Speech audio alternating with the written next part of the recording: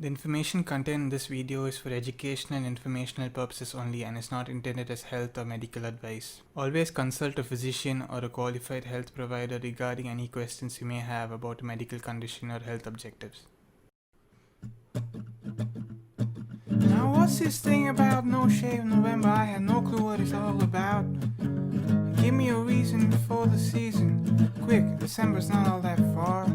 Now why does a man keep growing his beard for so gosh damn long? Is it just a man or a woman too? Come on man, I'm asking you. Don't mind him. So, what is No Shave November and Movember all about?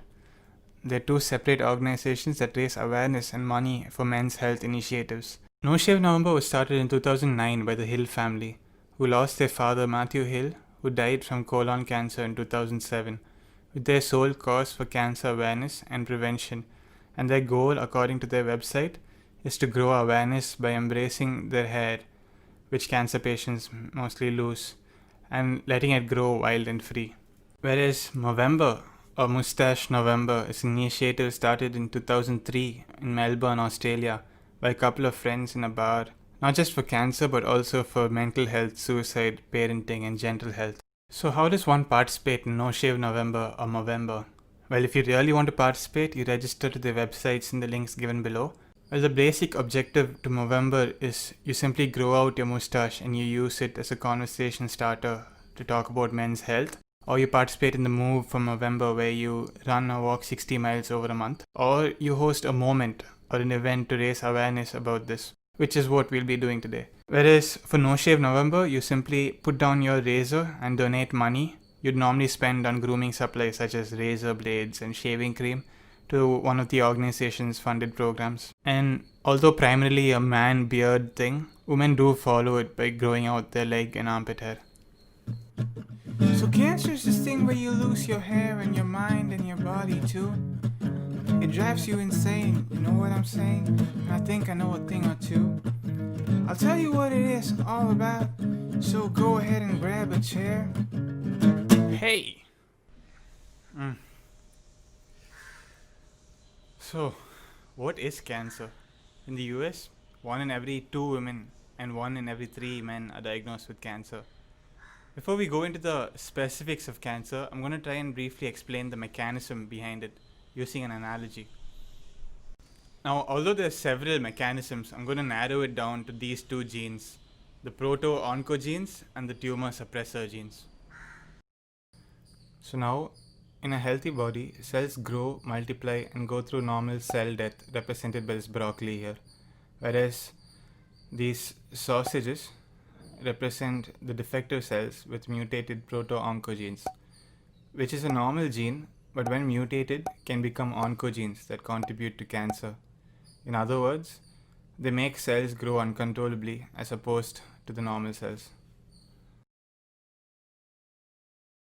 Now, imagine this plate to be our body filled with normal cells. It's time to introduce Puppy, a tumor suppressor gene or an anti-oncogene. The role of the tumor suppressor gene is to regulate the cell during cell division and replication and keep cells from growing uncontrollably, as you can see from this demonstration.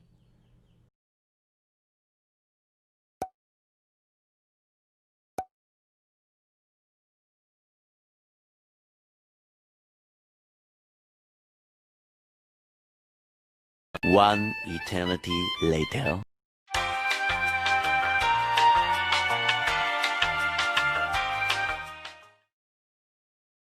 But say we were to put Puppy on a leash, that is, if our tumor suppressor gene were to get mutated due to varied causes like exposure to various stimuli like cigarette smoke, UV rays, or certain viruses, or even due to repeated epithelial injury, oops, that wasn't supposed to happen. Anyway, so due to varied reasons, they can multiply uncontrollably to form a tumor and later stages spread to other organs in a process called metastasis that can lead to death. Now, let's go into the interview section. And to talk about cancer, we have 2 guests from the medical fraternity. Nikhil, Sundara, and Kevin Pandian to help us.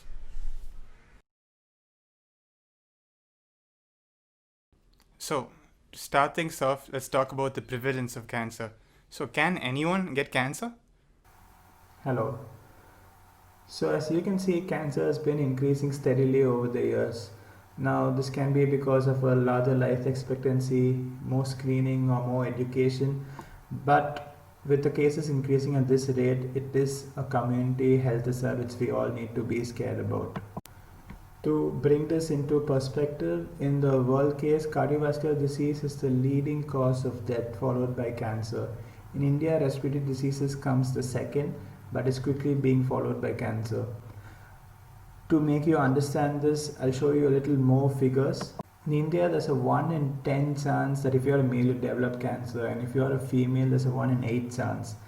This means that if a family or a friend you may know probably has cancer, and this statistically means that you have a very good chance of developing cancer.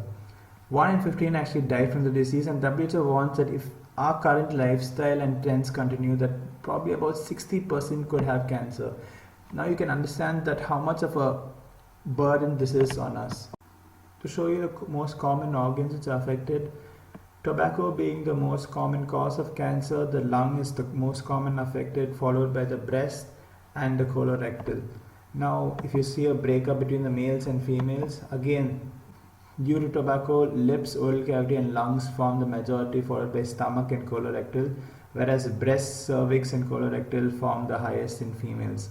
Why is this important? If you know the most common cancers, and if we can screen them, we can pick out a lot more of the cancers in the earlier stages and treat them better. Alright, okay, so we know smoking causes cancer and all that, but for instance, say I don't smoke, I don't drink, can I get cancer too? So, can you tell us more about the risk factors that we should watch out for? Not necessarily. Not everyone who smokes or drinks tend to develop cancer, but they are very important risk factors along with chewing tobacco, family history of cancer, which is very important, obesity, exposure to chemical carcinogens, exposure to certain viruses that can cause cancer, and exposure to harmful rays from sun. So, now that we spoke about things we could control, let's talk about the factors that we can't. For example, say if my father or my mother had cancer, will I get it too?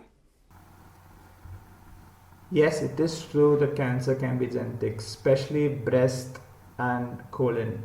But cancers which are come by genetic mutation forms only about 5 to 10% of all cancers. Whereas 30% of cancers is by tobacco usage and 30% of cancers is by lifestyle. A proportion of it we don't know anything about, so we can't do anything about. But the proportion that we can do anything about, we should fix. Okay, so we spoke about the risk factors and what to avoid and stuff. Now, let's talk about screening and diagnosis. So, how do I know if I have cancer? So there are a variety of screening techniques that can be adapted depending on the cancer you're screening for. Like for a colorectal cancer, you can do a colonoscopy. For a cervical cancer, you can do a pap smear. This slide will show you the various screening techniques for the various cancers associated. Diagnosis of cancer is pursued only after a positive screening test or a high degree of clinical suspicion, following which a biopsy from the cancer is sought and scans are done to diagnose and stage the cancer. So, we live in a very tech savvy world and people tend to Google their symptoms. And we came across this post that read Google says I have cancer symptoms, I am depressed. So, how would you go about addressing such people? And that being said, what are the symptoms one should look out for if they suspect cancer? Okay, as you can see, we've taken the most common cancers and we have come up with screening protocols to pick up people in the early stages so we can treat. Now, how can you as a person help with this system? The most common question we generally ask patients for cancer is loss of weight and loss of appetite. So 10% of body weight loss in this last 6 months constitutes a loss of weight. any other unusual bleeding, any lumps you have seen, any altered bowel and bladder habits, any bleeding through your mouth when you're passing stools, when you're passing urine, any long cough, any indigestion symptoms you have. This over a prolonged time, if it's not settling with the regular medications, you should get it checked. Everybody has a chance of getting cancer. Alright, quickly reading another post. Doctor says I have cancer. Will I die? I think the answer to this is earlier the diagnosis, better the prognosis. But quickly going over to you, can you briefly tell us about the treatment options available, thereby also addressing such people? Various factors that have to be taken into account. Treatment for a cancer will vary for each cancer, and it depends on its type, the stage, and so much more.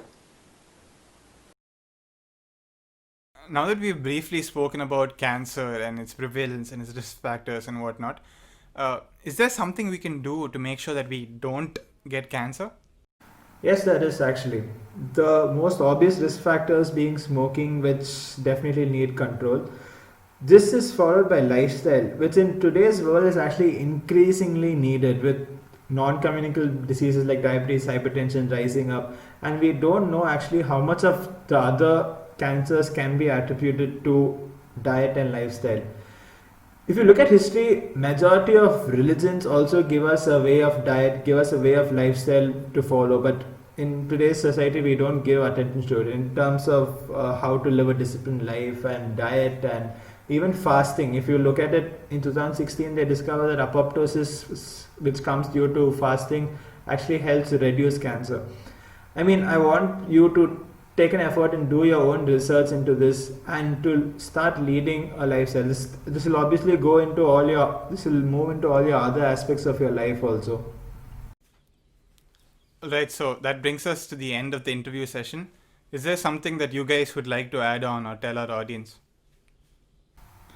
So you need to take an effort to learn about these things, find out, implement, and pass on the knowledge to someone. With it being such a big risk factor, with the incidence climbing so much, it is something we definitely have to put our heads into. Thank you.